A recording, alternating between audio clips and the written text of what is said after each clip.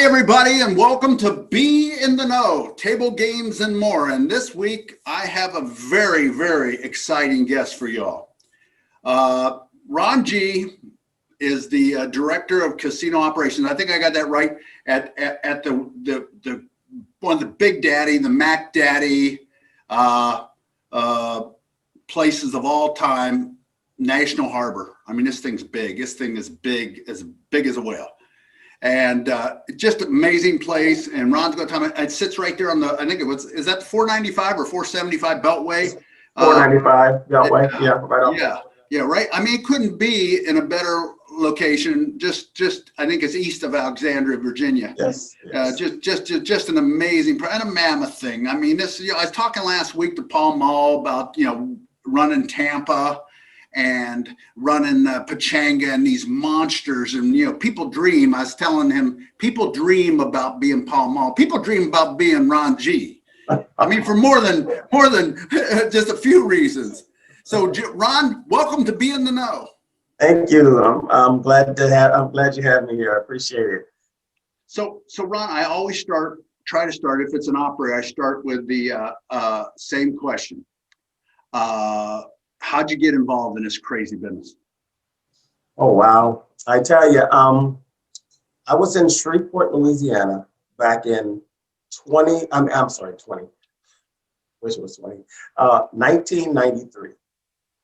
And it was a big hoorah about Harris Casino coming into town.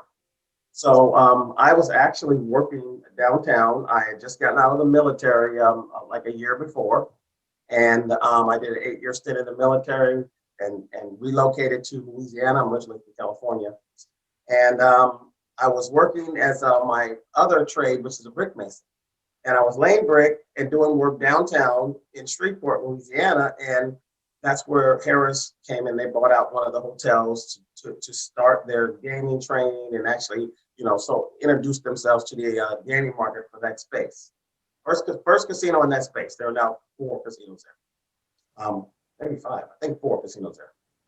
So I saw the guys coming through, and I met one of the ship managers, and I what are you guys doing? And they were like, oh, we're going to bring a casino in here. And I said, okay.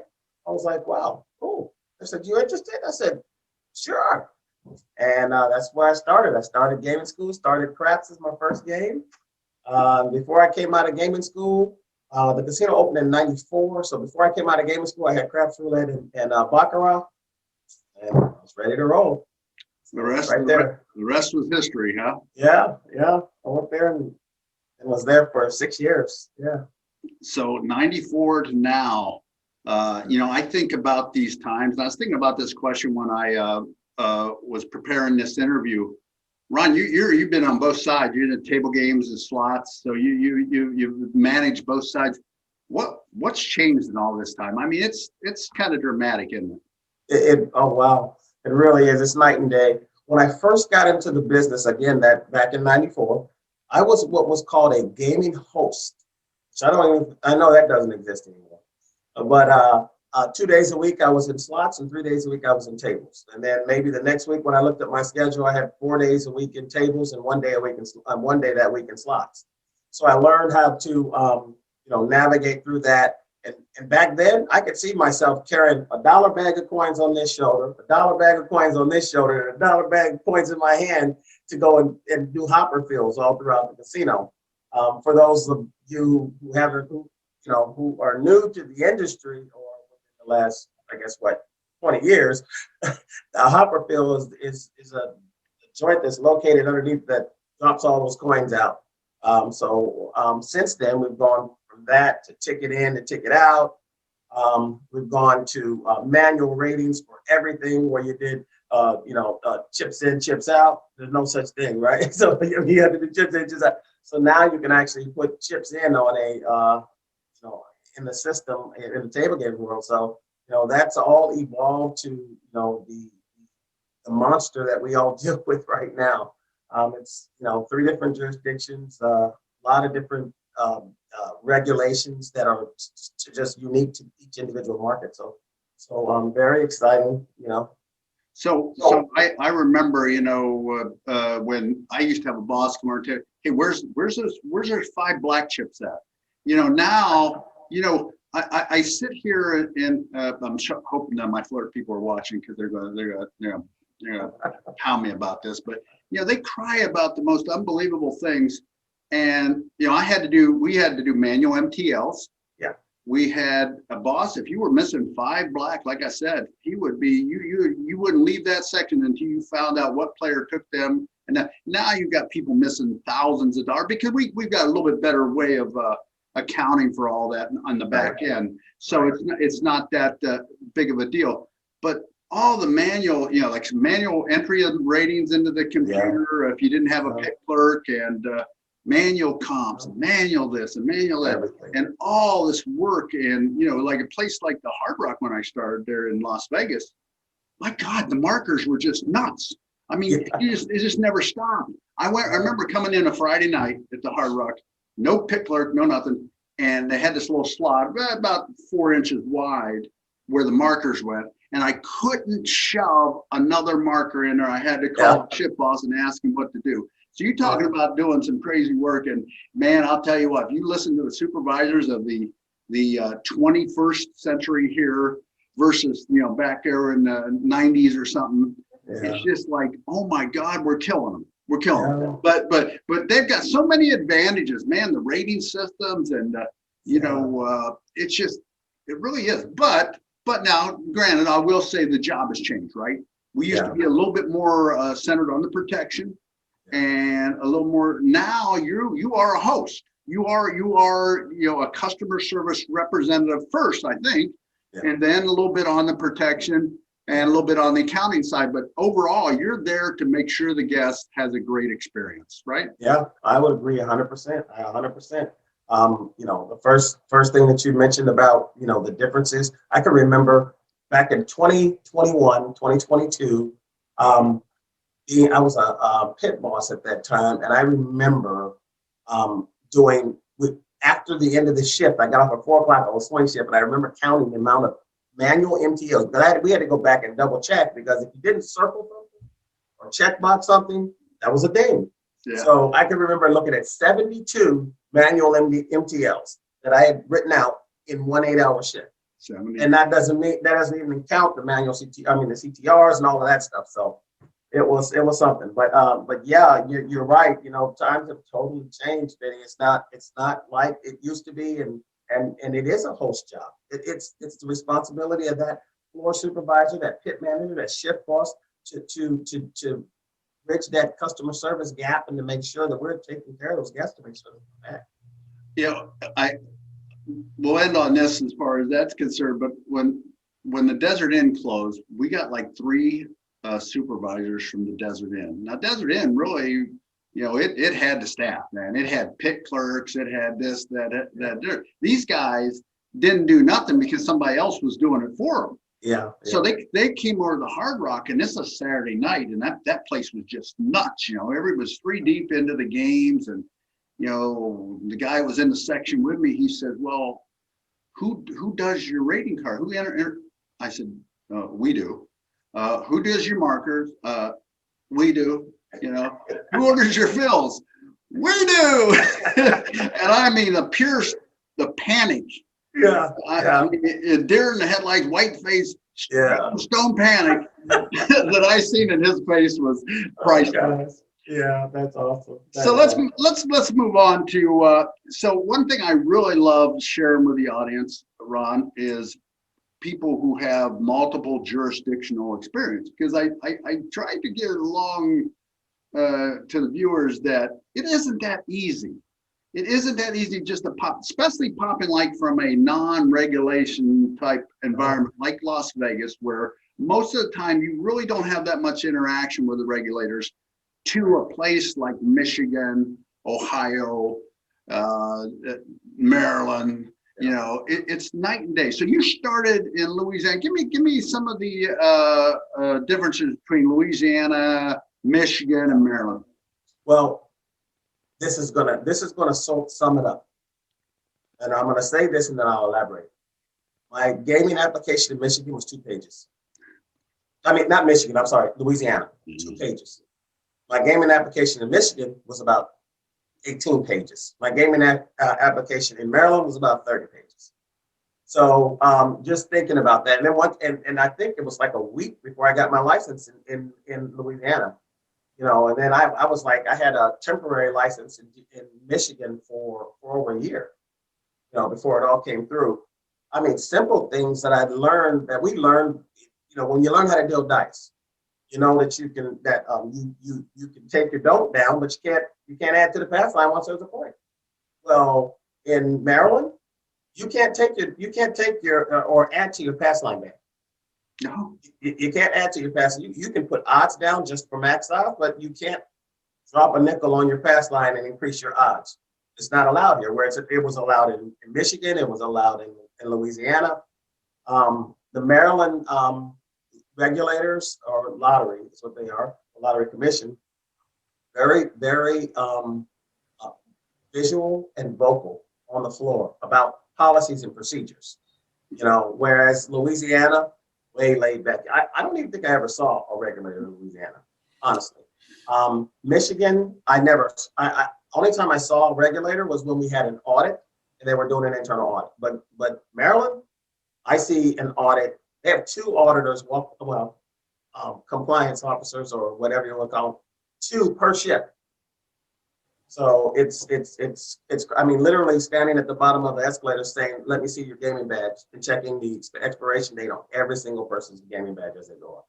So it's very, very, it's a vast difference in jurisdictions, but you learn to adapt, and it was crazy when I was in the dice pit and I was like, the guy tried to add money to his fast line. They were like, no, you can't do that. I was like, yes, he can do that. I mean, this is nice. They were like, no, he can't. So I quickly had to go read Comar to figure out, oh wow, this is different. So then, yeah, and Michigan was quite different. When I went up there, I was like surprised that like when you bring a new game on, usually you can bring the GLI report and that, but nope, not in Michigan. They got their own lab. They don't even believe a mega organization like GLI. You can provide it, but they're still going to do their research on it.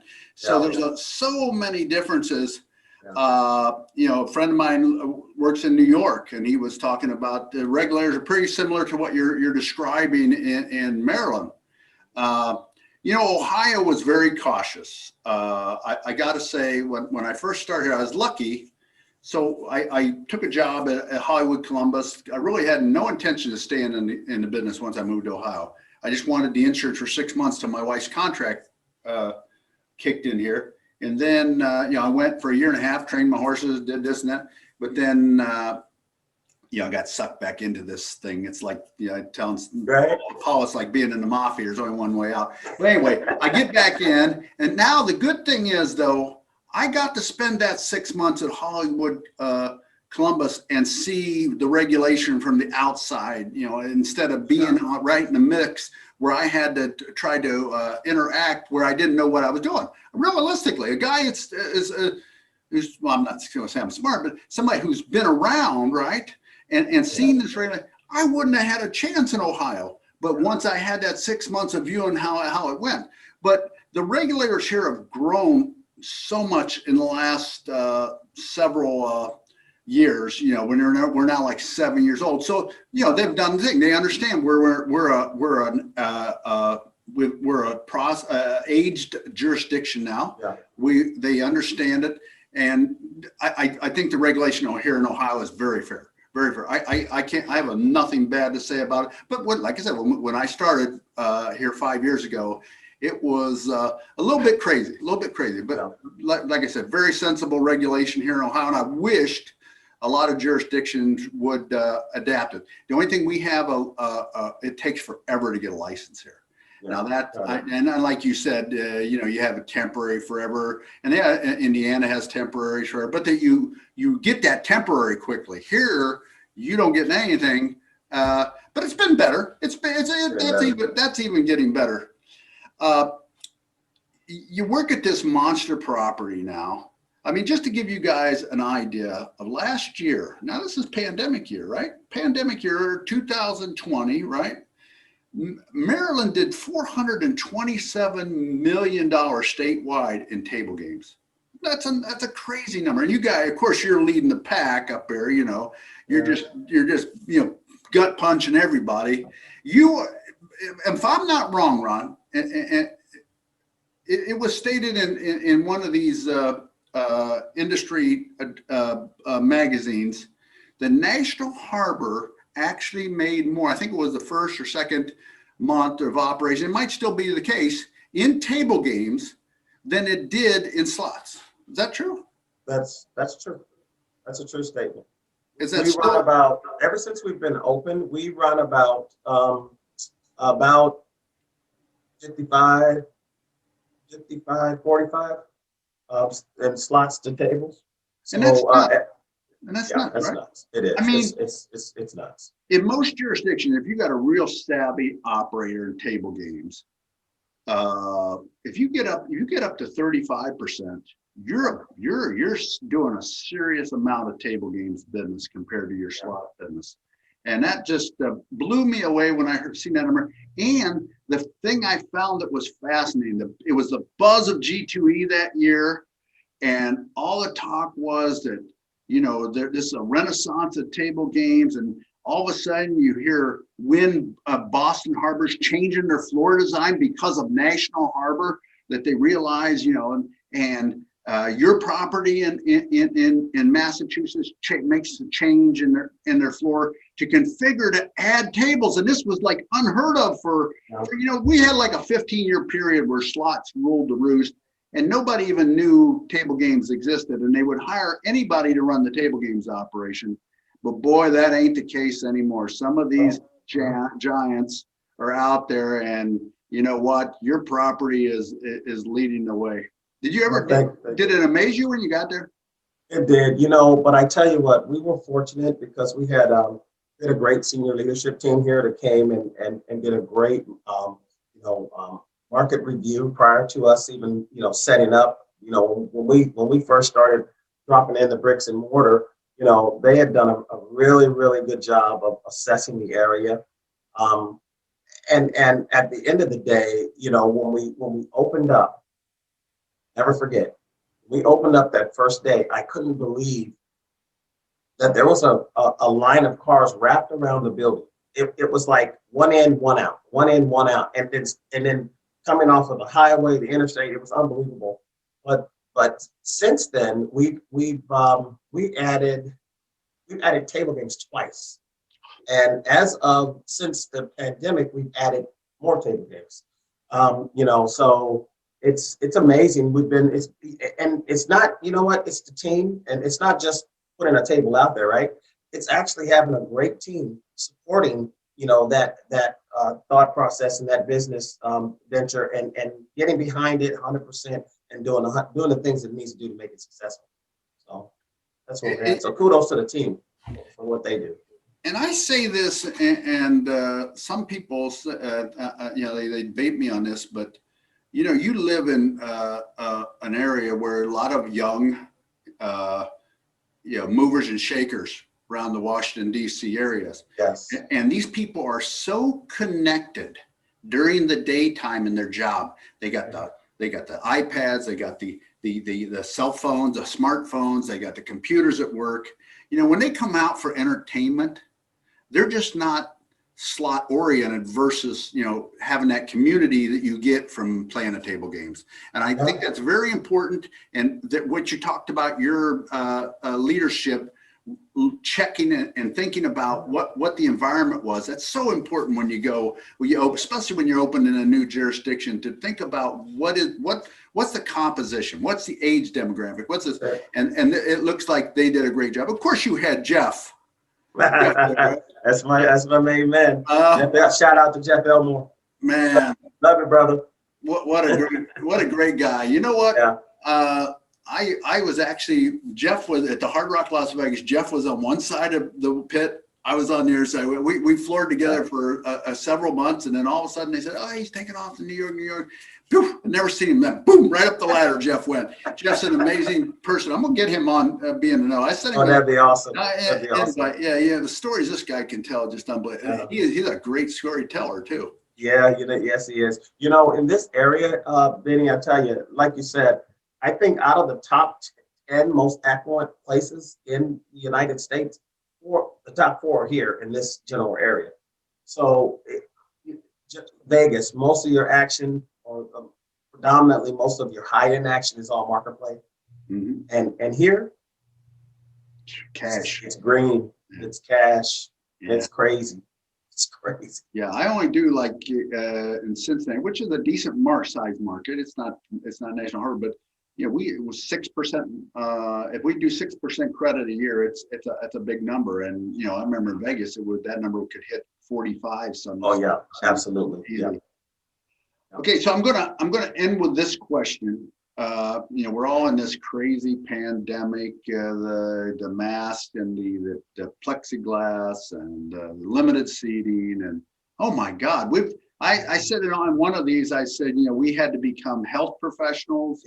We had to be, we had to learn everything. When that door opened, you had to learn, you had to figure it all out. Yeah, and we've done it, and we've gotten through this so far. It's amazing, especially for our business. I think, I feel bad about the thing I do feel bad is about the entertainment industry, the plays, the shows.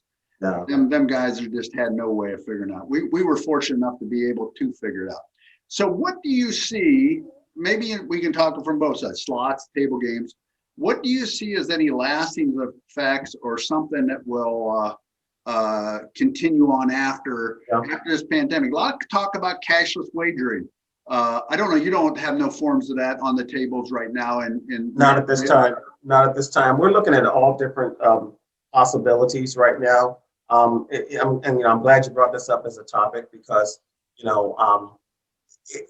it's something that we are very conscious of, and we're thinking about it. We're looking at. For my personal, I think that the obvious is that we've got plexi on the tables. People are becoming comfortable with that. Even after everyone goes through and gets the vaccine, there's still going to be that uncertainty fact. So should you, and I'm not sure that, I'm not saying we've made any decisions either one way or the other, but I'm just saying, should you think about maybe keeping some plexi? Maybe keeping plexi in some of the slot areas so that people have that comfort zone. You have people who just don't want to play because they don't want to sit next to someone. You know what I mean? Right. So how do you service that guest? It's a whole different marketing scheme, if you will, on how you get people into your establishment and make sure that they're comfortable. So that's a lot of work and a lot of smart people, probably not me, but smart people who are really thinking about that. You know what I mean? And having conversations on what that looks like. The cashless play, that's one option. There's online. There's all different types of things that we're considering and thinking about, and I'm sure not just us, but casinos all across the country. But for us and for me, as an operator at our joint, I'm thinking about securing our team first.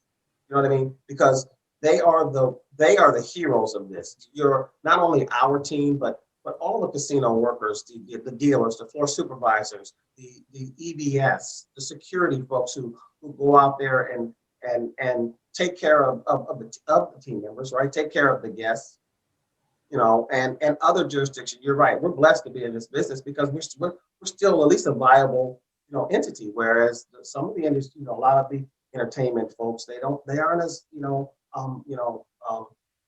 blessed as we are. So we don't take that for granted. And the first thing that we think about is taking care of our team members, and how do we make sure that they are in a safe environment so that you get. I'm sure that every casino in the country right now is dealing with team members who are not coming to work or team members who are going out of work for whatever reason it may be. So how do you navigate through that, and how do you continue to navigate through that to become, and to still, have a viable gaming operation? So there are a lot of obstacles. You just have to be agile, and you just have to think out of the box on what you're going to do. Slots, like I said, we'll look at, um, some plexi in some places that make sense. And then table games, making sure that we have the right product at the right time to the right person with the right look for them to be comfortable. Well, I have mentioned this with a few operators too, is that I'm not so sure masks will be totally taboo on a table game after this point in time. I mean, how can I go all this time with people wearing masks and then say, hey, you're trying to protect others from your germs. You can't wear that mask. I don't think I'm going to be able to do that. I think a mask would be an acceptable thing for use at a table game. And it really hasn't been no big hindrance from us catching the APs. I mean, APs are pretty obvious. I think we'll see a couple games that were, just didn't make. I know you'll remember this, is when the digital reels first came out. Nobody would play them things. Right. That's not for me. I want the old standard. Now they're all digital reels. Now that everybody's used to playing these games on their phone and stuff. And I don't know if you remember, Side Games had a product called iBlackjack. Yeah, iBlackjack, yeah. iBlackjack. So you would take and give chips to a dealer. They would give you credits. Yeah. There'd be real cards, but you bet on a thing. And then when you left, they give you chips and you could go on. I could see iBlackjack making a big bet, come back as well as, of course, we've seen an increase in stadium gaming. Yeah, ETGs. Yeah, that's a big move. We added a stadium onto our floor, and any opportunity that we get to do that, that makes sense. That I think that's a no-brainer also, because people get to sit in an individual unit versus sitting next to someone. So that gives them a comfort zone that you really can't get on a standard BJ game or something like that. Well, Ron, it's really been great speaking to you on Being the Know. I'll always ask you, do you got anything else that you want to pass on to our viewers out there? Well, you know what? This is a great industry. I'm blessed to be in this industry. I've met a lot of great people like yourself. And what I would say to the operators is knowledge. Share your knowledge. Don't be afraid to share your knowledge. I noticed that back in the day, people used to just hold on to that knowledge and not give it because they think that someone was going to take their spot. But guess what? Nowadays, it's turned, because if your person who's under you can't take your spot, you can't move up. No. So it's about, if knowledge not given is wasted knowledge. Pay it forward. And I always talk about pay it forward. I'm not afraid to share anything. And thinking about paying it forward, you're pretty involved in the community with the Big Brothers and Big Sisters there in the Washington, D.C. area, right? Yeah, so we do Big Brothers. I've been a part of Big Brothers, Big Sisters, even back when I was in Detroit. It's a rewarding, feeling to be able to mentor, a young team that doesn't have a way to find positive leadership roles. So that's part of it, but we do even more so here at MGM National Harbor. We're really active with community awareness and community give back. We volunteer, thousands of hours. We just did the Capital Food Bank just last week, and we gave away 500 meals, to the hungry. And it's just, we're making a difference in the community, and that's what it's about. We're giving back. So, well, it's good stuff. Great company, great leader, Ron G. Everybody. Ron, again, thanks for being on Be in the Know. I really appreciate you coming. Folks, if you look down here, you're going to see a subscription button. I hope you subscribe, leave some comments. If you say something about Ron, good, hopefully, and hit that subscribe button and hit the bell for future notifications, because I want to be here for a while. Ron, once again, thanks for being on Be in the Know. Thanks for having me. Thanks for having me. Thank you. Bye-bye.